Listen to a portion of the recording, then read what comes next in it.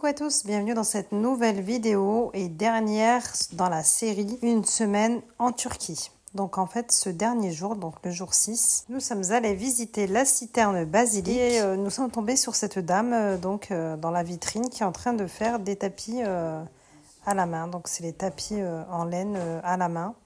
Franchement, c'est magnifique. Elle a une patience incroyable. Alors, après avoir fait une petite queue, franchement, on a eu de la chance car on est tombé un jour férié. Donc, pour les enfants, c'était offert. Allez, c'est parti. Nous entrons dans la citerne basilique où était stockée l'eau à Istanbul. Donc, la citerne basilique, appelée la citerne Yerebaten de son nom turc. On l'appelle aussi le palais enfoui. C'est une gigantesque citerne souterraine qui fait penser à un château sous-sol. Elle a été construite afin que la ville puisse bénéficier d'eau en cas d'attaque ennemie. La citerne mesure 140 mètres de long sur 70 de large et elle peut contenir 100 000 mètres cubes d'eau. Alors là, vous allez découvrir toutes les colonnes. Vous avez vu, alors elle en possède quand même 336 colonnes qui mesurent 9 mètres de haut. Regardez.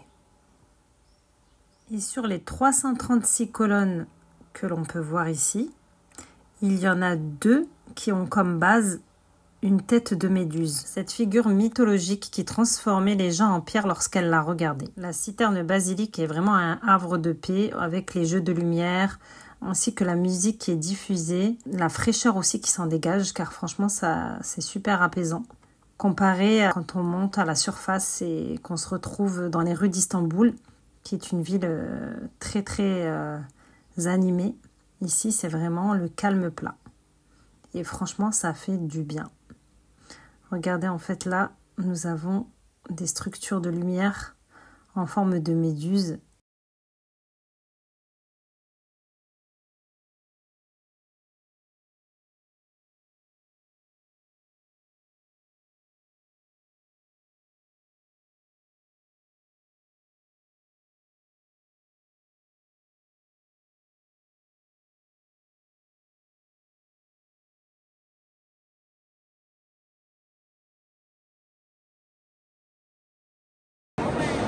Regardez comment c'est magnifique avec les jeux de lumière. Je vous jure, c'est trop beau.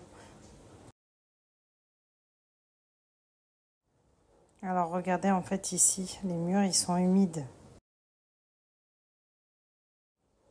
Alors voici donc un des piliers avec la tête de méduse en base, comme je vous avais dit. Il y en a 2 en tout. Il y en a une qui est plus travaillée avec des... c'est comme un peu une tentacule. Donc voilà ici la méduse avec sa tête là, qui est reflétée sur le mur. Franchement, regardez, ça fait une ombre, c'est magnifique. C'est même pas la statue en elle-même qui est jolie en vérité. C'est vraiment le reflet qu'il y a sur le mur, quoi. C'est trop beau. Et voilà ici la deuxième tête de méduse. Et ici, le pilier qui est travaillé, c'est le seul de toute la citerne.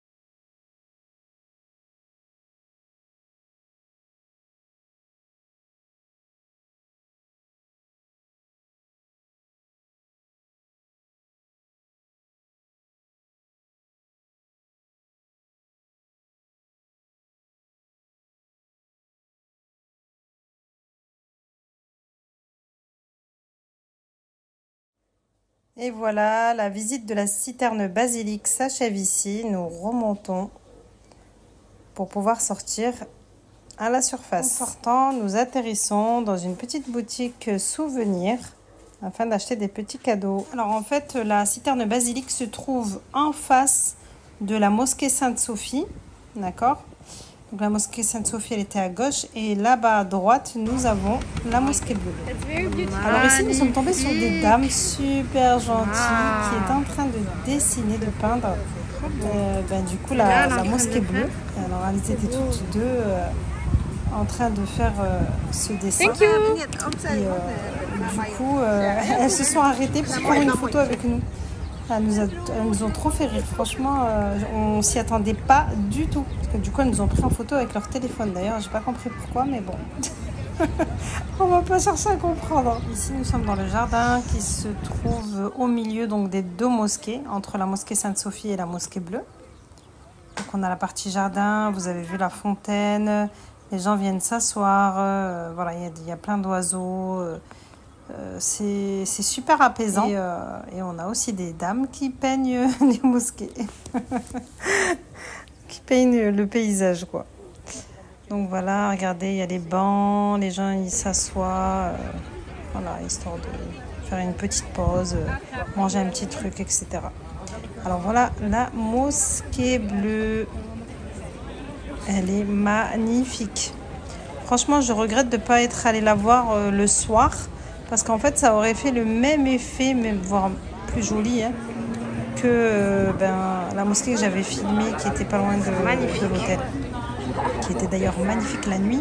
Parce que la nuit, en fait, elles sont éclairées en bleu. Oh, mais qu'est-ce que c'est beau! C'est trop, trop beau. Donc voilà la mosquée. Alors ici, regardez comment elle est belle. Elle est vraiment magnifique. Dans la cour de la mosquée, nous avons en fait... des personnes qui vendent des livres sur la religion, des Qur'ans, les livres sur les prophètes, etc.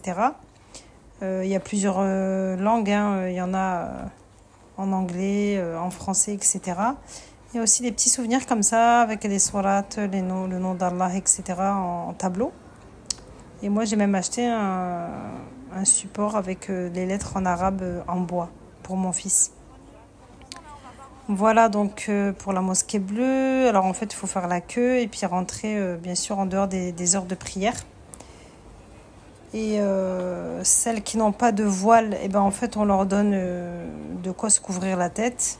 Et voilà, vous enlevez vos chaussures, hein, vous les tenez dans vos mains et vous rentrez pour faire la visite à l'intérieur. Regardez, écoutez surtout les images qui vont suivre. En fait vous allez voir, il y a l'Aden entre deux mosquées. Et à chaque fois il y en a un qui reprend, c'est magnifique.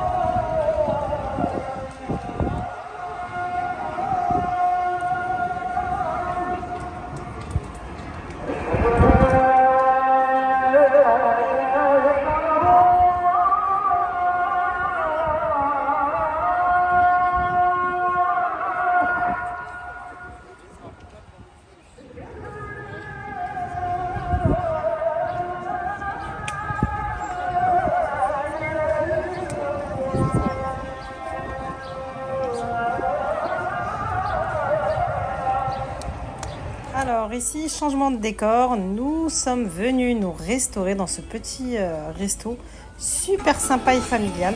Donc avec la soupe de lentilles corail qui était super bonne, avec des frites et un durum. Donc c'est un kebab en fait. Mais c'est pas comme en France, c'est pas plein de sauce, etc. Alors, nous revenons à la mosquée bleue. Ici, donc, c'est la partie où on vient faire ses ablutions, c'est à l'extérieur, pour ensuite rentrer pour faire la prière. Donc, comme je vous ai dit, on peut visiter la mosquée que en dehors des heures de prière. Donc ici, nous avons l'intérieur. C'est vraiment magnifique. Je vous dis, c'est magnifique, c'est magnifique. Faut le voir avec ses yeux. Malheureusement, avec les lumières, ben voilà ce que ça donne en vidéo. Mais c'est très très Alors joli. Là, la pièce au milieu, je ne sais pas ce que c'est. C'est une pièce en verre. J'aimerais trop savoir ce que c'est. Donc, si vous savez, dites-le moi en commentaire, s'il vous plaît. Donc voilà, je vous montre. Regardez les coupoles tout en haut. Comment c'est trop beau, c'est super bien travaillé. Alors, comme c'était notre dernière journée, après nous être rafraîchis à l'hôtel, nous sommes venus ici. Alors en fait, le marché aux épices, d'accord, qui se trouve donc dans Istanbul. Alors en fait, ce sont plein de petites boutiques comme ça qui vendent du thé, des épices, etc. Ils vendent tous à peu près la même chose. Par contre, ne vous faites surtout pas avoir. C'est vraiment un attrape-touriste. Et c'est super cher là-dedans. Donc ne vous faites pas avoir. C'est vrai qu'on a tendance à vouloir prendre des choses parce qu'en fait, on se dit c'est beau, c'est magnifique. Oui, c'est joli, mais c'est super cher. Nous avons continué notre petite balade dans les rues d'Istanbul et nous sommes tombés sur ce monsieur qui voulait nous vendre sa petite machine à coudre. هذا كبير هذا صغير هذا كبير كبير باكيت مرجان كبير كانت ها هذا صغير هذا كبير واحدة كانت سلاسل كانت تلين يعني تلينات تلين لو ديسك إبرة خلاص الإبرة خلاص واحدة تلين إبرة خلاص هذا قماش تك تك تك تك أوتوماتيك ماشين نشر دو بطارية ماكينة خياطة نشر دو بطارية ركب البرولم أوتوماتيك une agrafeuse couture. Si j'avais déjà vu, mais j'ai jamais. 350 اسمها 350 ليرة. Voilà, nous avons profité de notre dernière soirée avant le départ qui se faisait le lendemain midi. Donc, écoutez, c'était super sympa. On remonte dans l'avion. Et cette fois-ci, nous avons le repas du midi. Donc là, c'était du riz avec des tomates et de la kefta en fait. Hein. Du pain, une petite salade et une crème au chocolat blanc. Elle était trop bonne. Un petit résumé super mignon. Donc avec moi dans la mosquée.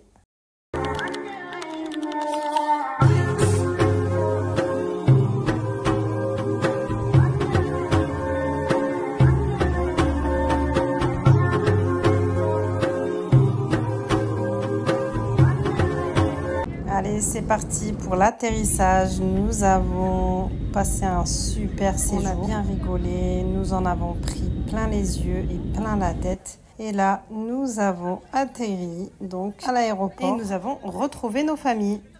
Alors en fait, j'ai de suite essayé la machine mort de rire parce que je me suis fait avoir. Hein, je l'ai prise parce qu'en fait, il y a une copine qui n'arrivait pas à la faire fonctionner. Je me suis dit non, c'est pas possible, on s'est fait avoir. Et du coup, je lui ai dit, regarde, si, ça marche. J'ai fait ça sur du papier. Franchement, nickel, mort de rire. Et voilà, cette vidéo touche à sa fin. J'espère que la série Voyage en Turquie vous a plu. En tout cas, pour moi, c'était un super séjour. Et sur ces jolis souvenirs, je vous dis à bientôt pour une nouvelle vidéo. Bye bye.